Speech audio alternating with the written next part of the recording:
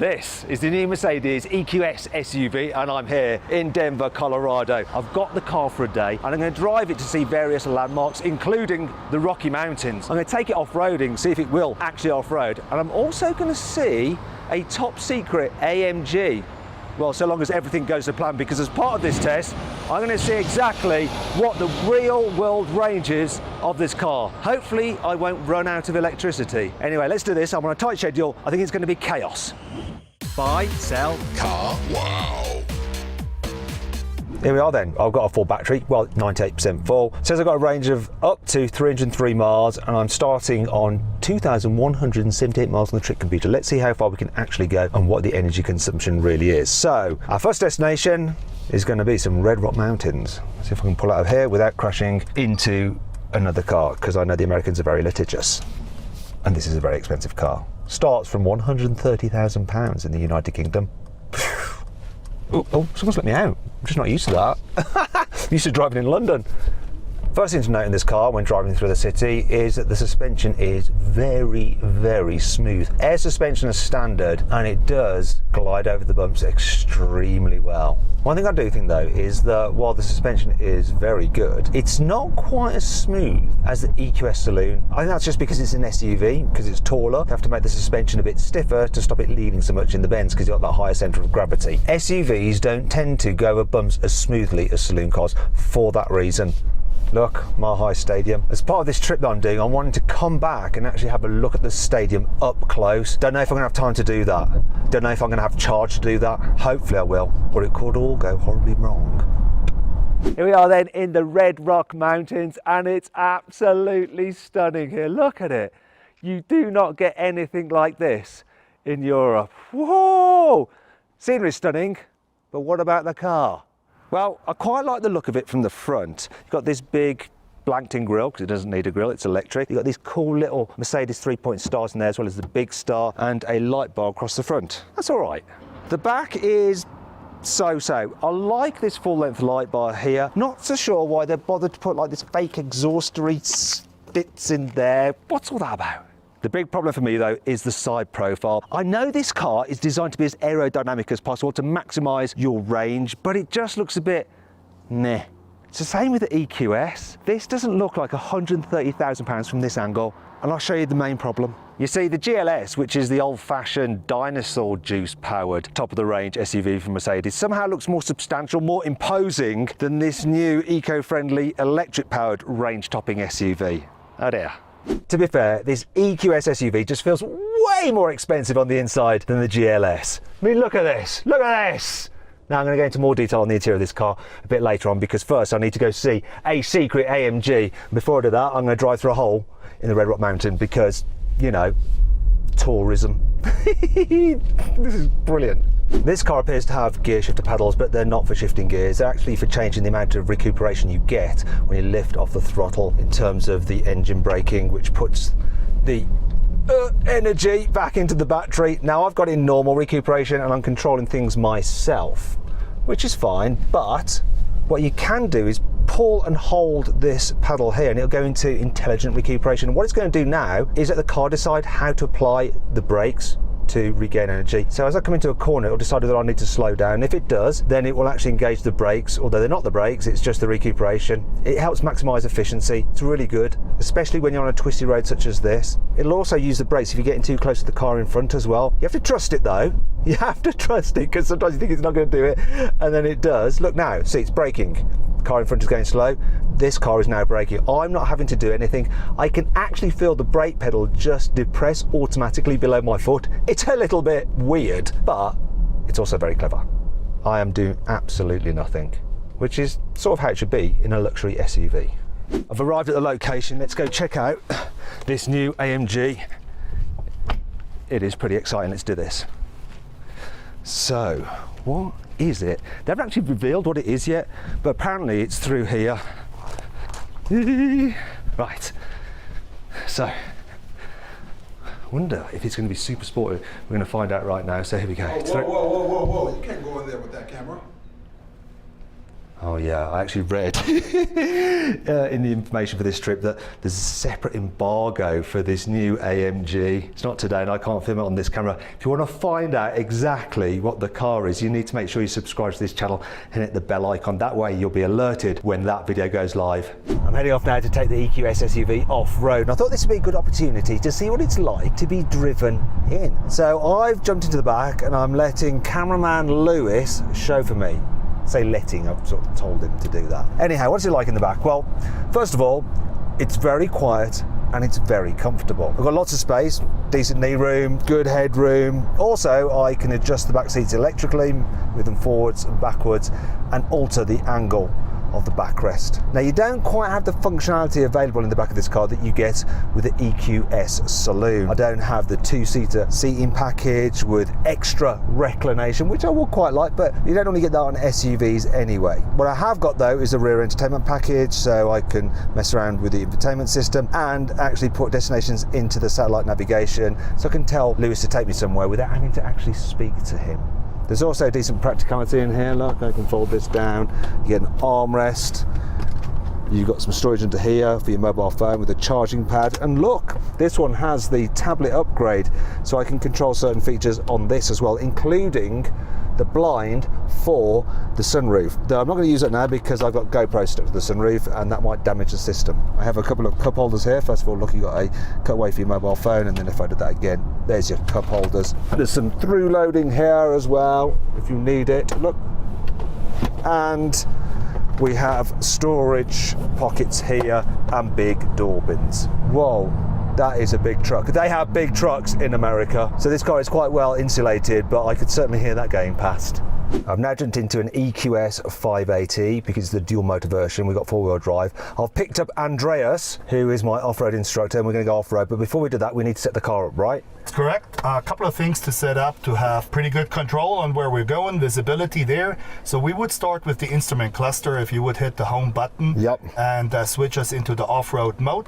That gives you all the angles, the directions where we're going to go. Cool. Then on the main screen, yep, we would also probably start with the dynamic select. Okay. To the left. Go to sport, wrong way. Not this time around. So we go to the off-road mode. We activate it right here. Okay, what's that done then? It will lift the car up 22 millimeters to a total of 220 millimeters. Gives us those extra 22 millimeters for ground clearance.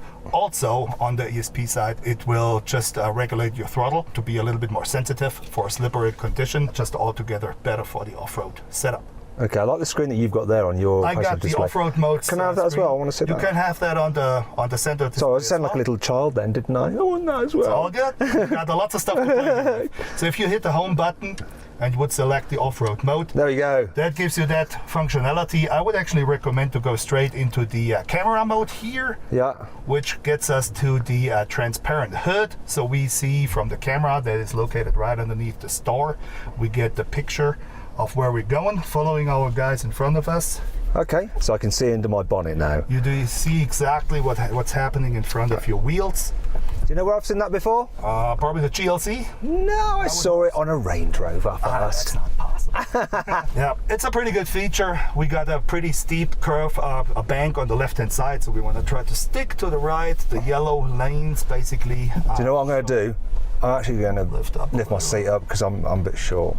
Here, nice 90-degree curve. Whoa, that's a good turning circle. Look at that. Yes. So the rear wheels are turning at 10 degrees to help me get around that corner. Otherwise, I'd have been doing a 3-point turn, wouldn't I? You would. You know, this isn't really meant as a hardcore off-road. You've got the G-Wagon for that. But one thing I like about electric vehicles is you've got so much control because there's no like gearbox, there's no like internal combustion engine. You don't have to rev up the engine to get your torque. You got the torque basically once you turn on the car. Whoa. Yeah, use that. Yeah, exactly. Yeah. Here they take a pretty wide turn to cut in between those trees over there. Literally nobody who buys this car is ever going to do this, but it can do this if that's important to you. It is. I have to point out though that this car is on aftermarket all-terrain tyres, which you don't get from the dealer. We stick pretty close to the left tree, okay, so we probably slip a little bit as we approach that hill. Once you have this tree in my B-pillar, we would cut over in order not to hit the tree in front. Up to the right now, sharp. This is really tight, isn't it? Yep. I was wondering why the heck you're coming with me, and that, I can see why now, because it's not particularly the hardest off-roading, but it's quite narrow, isn't it? And I might end up damaging some of the bodywork if I was just left on my own. Once you're climbing up the hill, there's no noise as you climb up. It's a pretty challenging climb, but all you hear is the rocks slipping from the wheels. That's really it. Yeah, I can feel it going over the rocks, like trying to get traction. I mean, this is going so much torque, it pulls the car up here, no problem. Okay, so this is quite tight, this is. Is that going to go around there? Do you reckon? Will I promise? All good. Our rear comes up. Braking in the car. Crap. All good. All good. Good. Whoa. All good. All good. So you also can see it in here in the suspension overview. The car is tipping over across the center point from mogul to mogul. Just a little bit more to the left. Yep, went super slow. Maybe even going below 1 mile per hour. So on that, when you've got wheels in the air and stuff, does the stability control like stop one of the wheels from spinning up? Correct. That's the ESP that would kick in there. Now we're on the downhill descent, the same one we came up. Go downhill now, this straight shot. We can activate the downhill speed regulation. Okay. You can see on the instrument cluster it's preset to 4 miles per hour. Can I make it lower? You can absolutely, on like same as the cruise control. Okay, so I'm going to go so low, so I can go 1. It can go all the way between 1 miles per hour and all the way up to 11 miles per hour. I'm literally doing nothing. Maybe a bit of steering and a lot of chatting. Also to support the off-road capabilities, we do have torque on demand, divided between the front and the rear axle. Whoa, that looked good. Yep. Track control. Oh, that was good. I like that. Yeah. I can't believe how manoeuvrable it is. Coming to the end, and do you know what? Often I do these off-road things, then a little bit like, yeah, so what? I could have done that in a normal car. But that, with how tight it was and some of the drops after the bends, was just so good. I didn't think it'd be quite as good off-road as it is.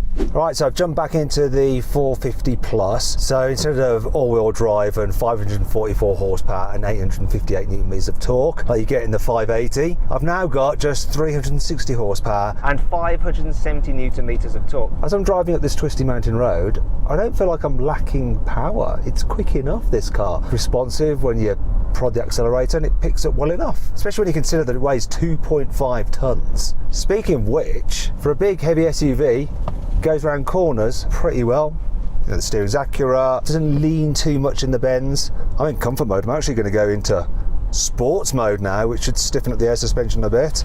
Stop it leaning so much. Whey, it's okay. It handles all right for a big luxury electric SUV. But above all else, what really stands out is just how relaxing it is. So relaxing.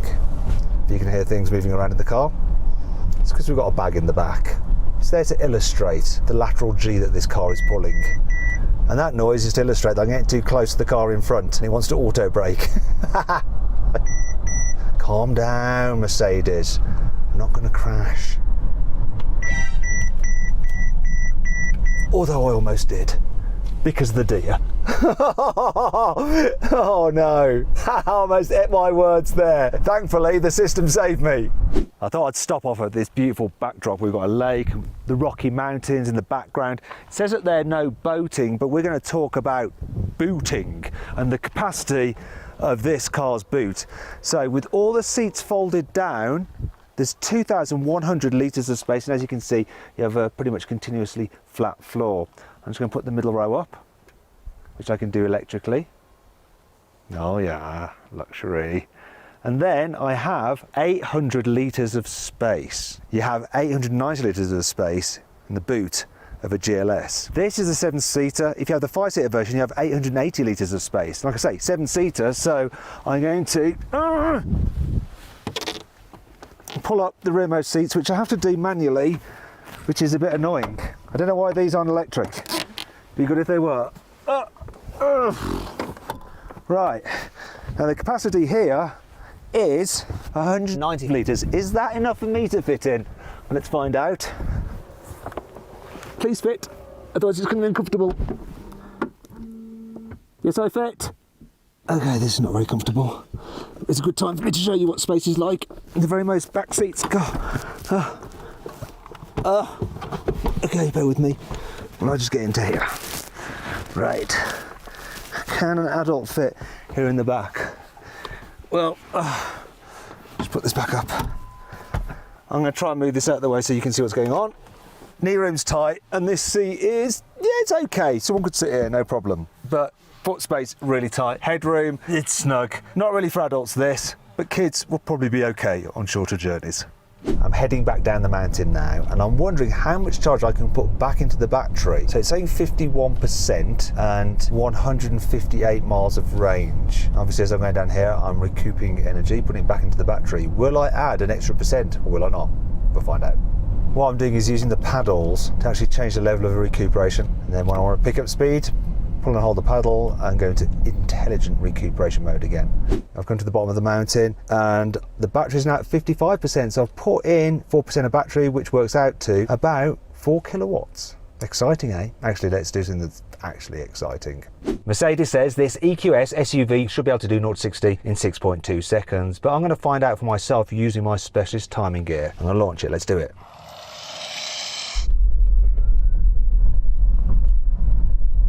Oh, we've got a time, 6.51 seconds, slightly slower than claimed. I need to recharge my batteries now, and I'm going to do something very American. I'm going to go to In-N-Out Burger. Speaking of recharging batteries, this EQS SUV has a 108 kilowatt hour battery, and you can charge it at up to 200 kilowatts on DC charging. On AC charging as standard, it will do 11 kilowatts, but you can upgrade to have a 22 kilowatt onboard charger. Now, if you're charging this thing on a 7 kilowatt wall charger at home, it's going to take 15 hours to charge it up. If you're doing it using DC and you can find a 200 kilowatt hour charger, it can go from 10% full to 80% full in about half an hour. Now I've just got to find a place to park because I can't be bothered with the drive-through. Well, here's Mile High Stadium. See if we can go in here. Little look at it. Okay, I've finally come to the end of my journey, stopping here right at Broncos Stadium. Now, in total, I've done almost 157 miles, and I have 53% of battery remaining, which means that if I was to use all the battery, it would be able to take me 297 miles, which is all right. I tell you what is more than all right, though. That's the interior of this car. It's absolutely lovely. The materials are great. The wood finish is lovely. This optional extra hyper screen is absolutely gorgeous. I mean, look, you can see the stadium here on the 3D sat nav. That looks so cool. Looks really nice with the ambient lighting here as the sun's going down. The steering wheel feels expensive, and obviously it's electrically operated. There's also plenty of adjustment in the seats as well, so you can get a good view out. I like this as well, lots of storage, big door bins there. You've got more storage under here. Big storage area under here, some USB connectors, more storage under here. A decent sized glove box as well, look. It's all very nice and it feels very expensive. And if you're thinking about buying a car like this and you need to sell your current car, then check out Carwow. Just upload some photos, give a brief description, then our dealers will bid on your car and you can find out how much it's really worth. And if you want to, you can just sell to the highest bidder or just not bother, just find out what your car's worth. It's completely free to use. If you want to do that now, click on the pop-out banner up there for the link in the description below. Alternatively, at a later date, you can just go there by simply Googling "Help Me Carwow." We'll help you find out what your car's really worth. There is one thing I've just noticed actually when I was opening this. That button feels a bit cheap, and actually the gear selector feels a bit cheap at a car at this price. And that brings me on to 5 annoying things about the Mercedes EQS SUV. Being an electric car, there is obviously space under the bonnet because there's no internal combustion engine under there, which means you have a front boot, right? Well, wrong. In fact, on this EQS SUV, Mercedes don't even let you open the bonnet. Only their dealers can do that. Why? Well, there's a blind for the sunroof. There are no blinds for the back windows like you can get on the EQS Saloon. Why not? This is supposed to be a luxury vehicle. I demand blinds in the back of the car because I'm a very important person. And like with a lot of other SUVs, the doors don't cover the sills, look. So if you're driving on a dirty road, this part can get covered in muck. And then when you're getting in and out, look, can you see this? You see that? My legs are rubbing on that sill, so you're going to get dirt all over the back of your legs, either your calves in this instance or your expensive trousers. When you're creeping along really slowly on the brakes, say in traffic, they make this weird creaking sound.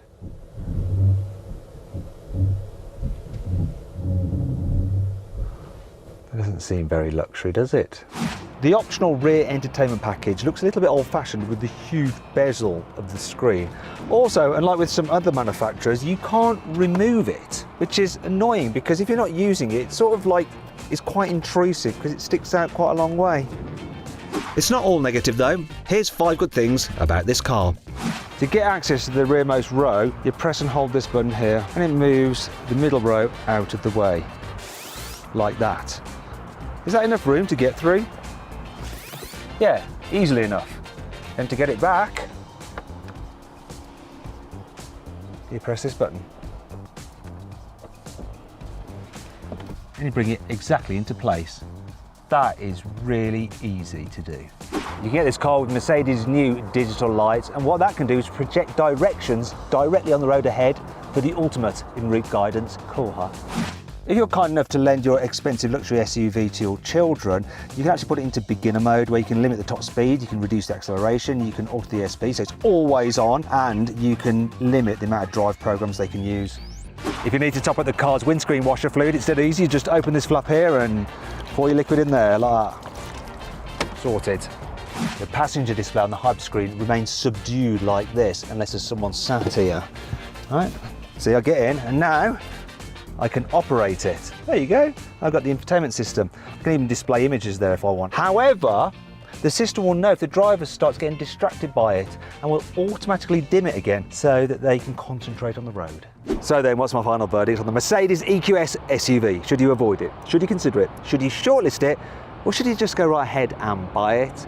Well, I reckon you should shortlist the EQS SUV. Admittedly, it is rather expensive, the exterior design is, and the range is average. However, if you want the most luxurious feeling electric SUV, this is it. I hope you all enjoyed the video. If you did, give it a like. Let me know if you agree with my verdict by voting in the pinned comment below. Click on those windows there for some more videos, and on that box there to subscribe to this channel if you haven't done so already. Thanks for watching.